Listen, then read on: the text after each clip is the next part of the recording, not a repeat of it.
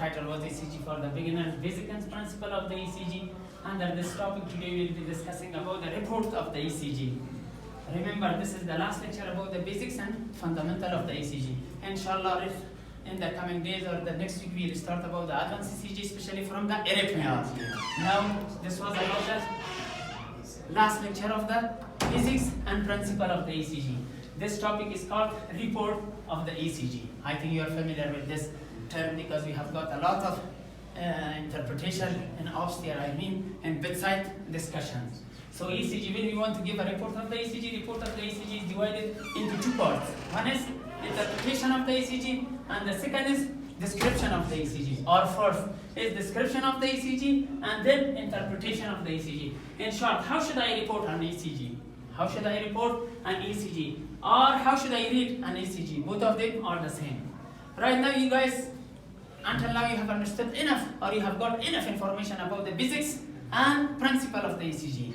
If we don't know about the basics and principle of the ECG, we can't interpret the ECG. So basics and fundamental of the ECG is very essential for the interpretation of the ECG. If we don't know about the interpretation of the ECG, we can't interpret the ECG. Remember, interpretation of the ECG involves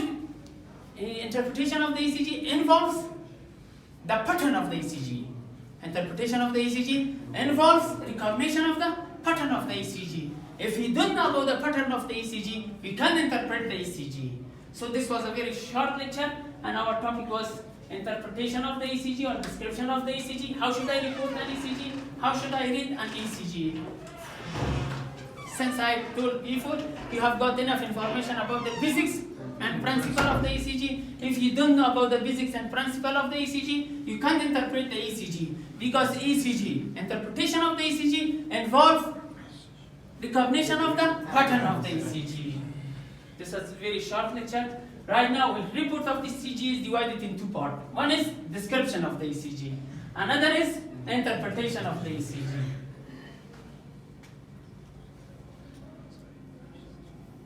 Interpretation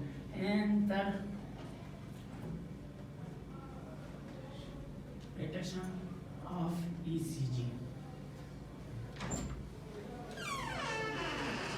What does it mean, interpretation of the ECG?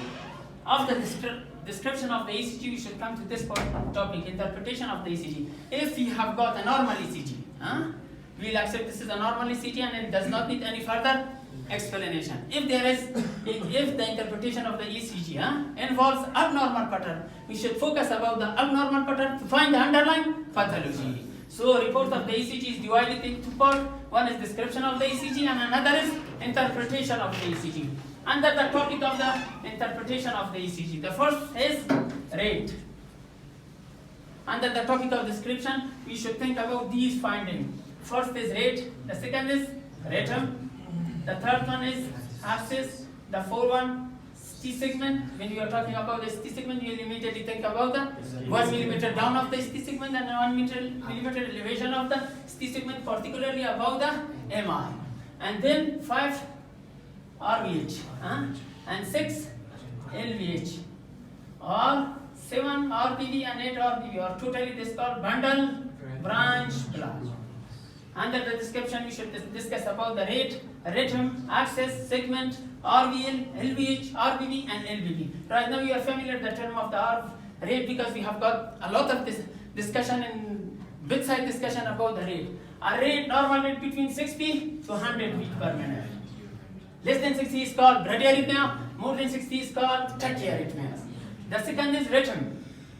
Rhythm. How should I define the rhythm? Or in the ECG, a normal rhythm is the rhythm which have got well-defined T wave. Or it means this part of the atrium should be stimulated by the S node.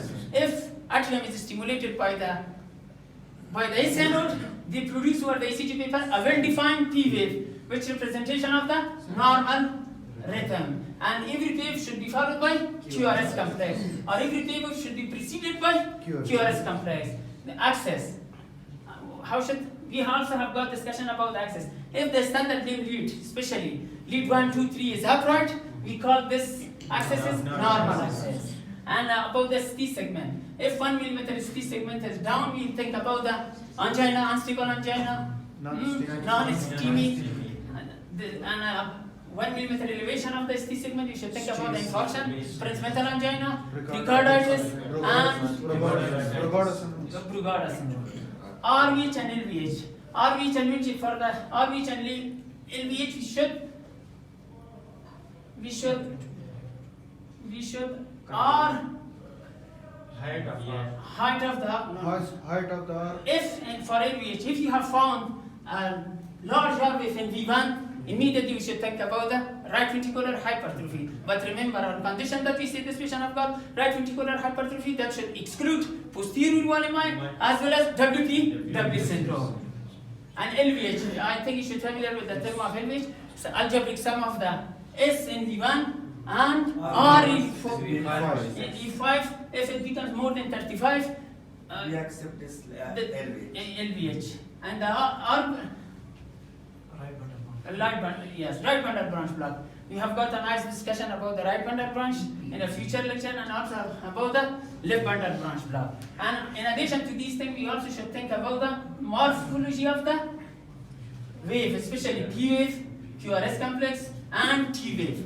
In addition to this morphology, we should think about the QR interval. How many intervals is very important? 3 intervals. QR interval, QRS interval, and QT interval. In addition, we have got 2 segments, QR segment and ST segment and TP segment. Among of these segments, which segment is very important? ST segment is very important. And finally, T wave and QT and QT interval. So, right now this is a normal ECG pattern. After that we have finished basic and principle of the ECG, we should know about the normal pattern. This is lead 1. Which lead? Standard lead 1. We have got 10 electrodes, but we have got 12 standard ECG leads. We have discussed this matter already. This is a lead 1.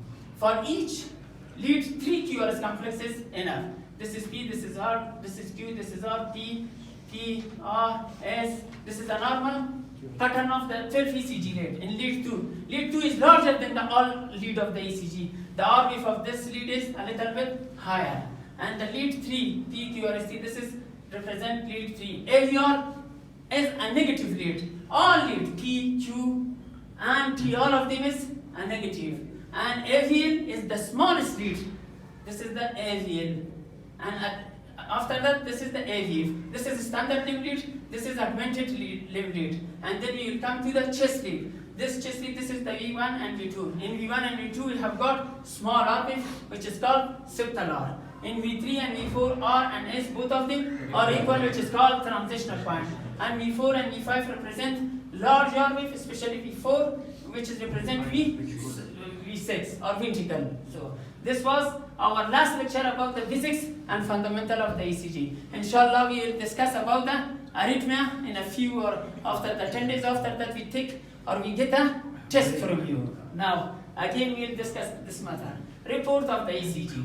How should I know? What is the meaning of the report? Report of the ECG is divided into pattern in 2 categories. One is interpretation of the ECG, another is description of the ECG. Or in a simple, how should I report an ECG, or how should I read an ECG? Remember, right now you get enough information about the basics and fundamental of the ECG. If you don't know about the basics and fundamental of the ECG, we can't interpret the ECG properly. We can't interpret the ECG properly because interpretation of the ECG involves recognition of the pattern of the ECG. So this is very essential. Under the topic of description, we should explain the rate, rhythm, axis, ST segment, RVH, LVH, RVB, and LVB. And in addition to these things that you should focus on that, we should also discuss about, or we should pay attention about the waves, especially P wave. There is no QR wave and S wave. The second thing that you should think about the QRS complex total. And the last wave, which is very important, is the T wave. Interval. How many interval is very important? 3 interval. QR interval, QRS interval, and QT interval. How many segments do we have got? 3 segments. One is QR segment, another is ST segment, and another is TP segment. So among of this segment, which one is very important? ST segment. Why it is important? Because it is represent a critical situation, especially acute myocardial infarction or ischemia of the heart disease is represented by the ST segment. Another interpretation of the ECG. What does it mean? After the description of the ECG, if you have found any abnormality under the topic of the interpretation, you should think more about this underlying pathologic condition. If the ECG is normal, you should give normal report. If you have got any abnormal finding, we should focus on that finding to find the underlying cause of pathologic condition. And after that, you should immediately draw 12 standard ECG reads. If you draw this 12 standard ECG read, then it means that you have got information about the ECG, or you can know more or less about the ECG. This is a 12 standard ECG read. Lead 1, standard lead 2. Lead 2 is the largest lead of the ECG. And lead 3, this is lead 3. And AVR is a negative lead in the ECG. And AVN is the smallest lead in the ECG. And in the QRS complex, in the chest lead, we have got V1 and V2 represent right ventricle. It look at the right ventricle, but provide information about the septum. This R that you see, this is the septal R. This is a small r. And V3 and V4 should Q and R and S, both of them are equal because it represents transitional zone. And finally, we will go to the V5 and V6. The V4 is larger than the V6. And the V6 because V6 we put in the anterior auxiliary line. And after, because our have got soft tissue, then the lungs, this electrical impulse should move from the lungs, tissue, skin, and finally reach to the V6. This is why the V6 is smaller than the V5. This was in today's lecture about the